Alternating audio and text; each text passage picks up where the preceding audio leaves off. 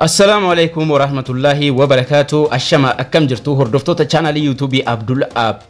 Akkata Facebook irratti waan waggaa meeqaaf postii godhaa turre bakka takkatti keessa delete godhan. Namni baay'een tokko tokkoon delete gochuuf ni rakkata waan Facebook irratti post godhaa ture jechuudha.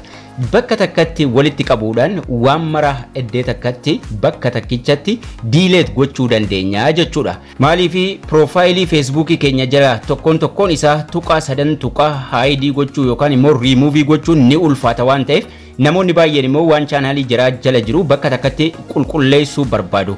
Anis deebii isaa isinii qabadhee dhufeen jira salphaadhumatti setting irra seenuudhaan waan post godhaa turre haga feene yookaan immoo bakka takkatti guutuu isaa balleessuu dandeenya.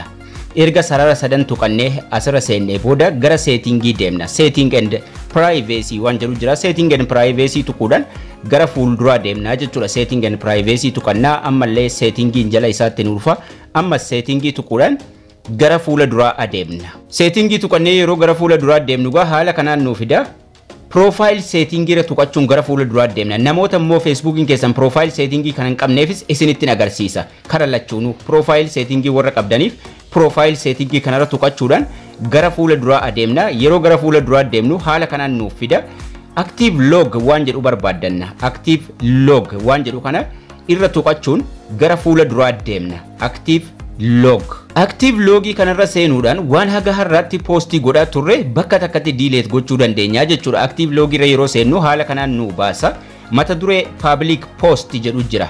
Mata duree public post. Public post sanarra yeroo tokko tuqanna. Erga active log irra seennee booda public post irra yeroo tokko yeroo nuti tuqanne waan haga har'aatti postii godhaa turre mara isa gadi nuuf baasa jechuudha. Postiin nuti maxxansaa turre baatii isaatii wajjiniin bara isaatii wajjiniin haala kanaan nuuf dhufa. Hundayyuu delete gochuu barbaanna taanaan select all ka jedhu kanatti sanduuqa kanatti select goona. Kana jechuun hundayyuu bakka tokkotti right godhannaa yookaan immoo select godhannaa jechuudha.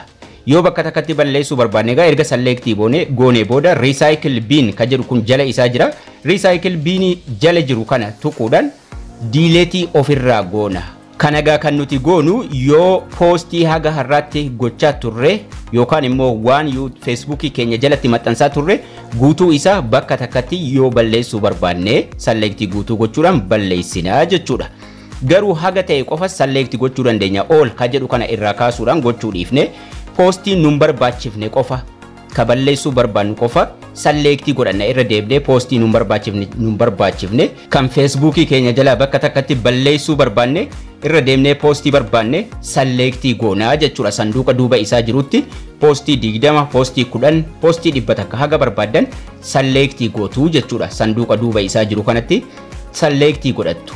Erga select godhattanii booda haga barbaaddan san qofa keessaa balleessitu jechuudha. Garuu bakka tokkotti balleessuuf select all godhattu.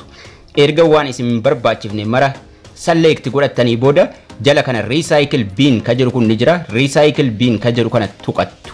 Yeroo isin tuqattan move to trash if cancel isin fida. Move to trash ka jedhu kana irra tuqattu jechuudha. Yeroo isin isa tuqtan gara recycle bin geessa waan nuti delete goone maraa jechuudha. Amma Facebook keenya jala badee jira. Haa ta'u malee recycle bin keessanii jira jechuudha. Yeroo barbaannetti deebifachuu dandeenya.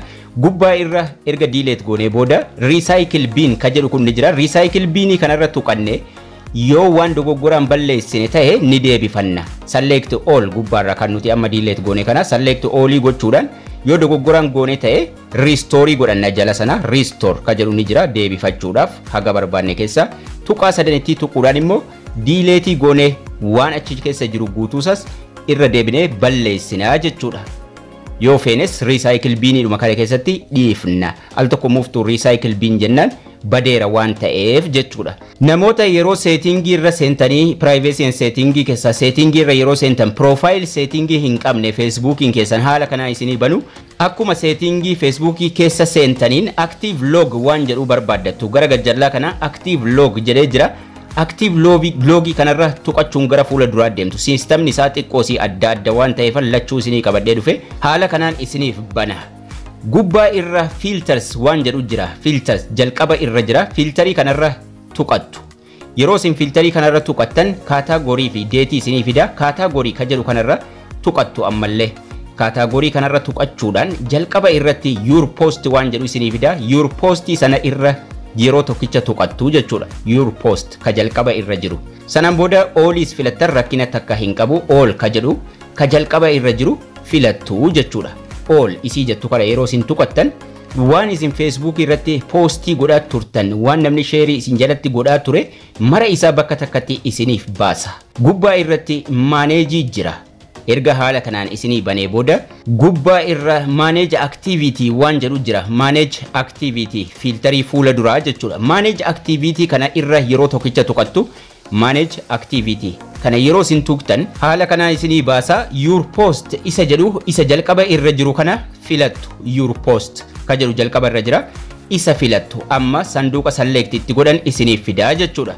hunda balleessuu barbaaddu taanaan all sanduuqa jedhu kanatti right godhattu amma erga bakka kana geessanii select godhachuudhaan jala kana recycle bin jira recycle bin tuquudhaan move to recycle bin gootu jechuudha yoo hunda isa bakka takkatti balleessuu feetan jechuudha erga akkanaan select all gootanii booda recycle bin kana tuquudhaan ifirraa balleessitu jechuudha garuu hunda balleessuu hin barbaaddan yoo ta'e select all isa jedhu dhiisuudhaan postii barbaadan qofa ka irraa balleessuu barbaadan qofa keessa deemuudhaan sanduuqa duuba postii hunda jiru irratti select godhattu jechuudha kan balleessuu barbaadan qofatti mata duree postii achitti ni dubbiftu abbaa isin jalatti share godhes ni argitu waan ta'eef postii balleessuu barbaadan qofa select itti godhattu jechuudha haga barbaadan erga select godhatanii booda recycle bin kana tuquudhaan ofirraa balleessitu amma postii 9 select godheen jira 9 postii meeqa akka select godhe nuuf hiba recycle bin kana tuqachuudhaan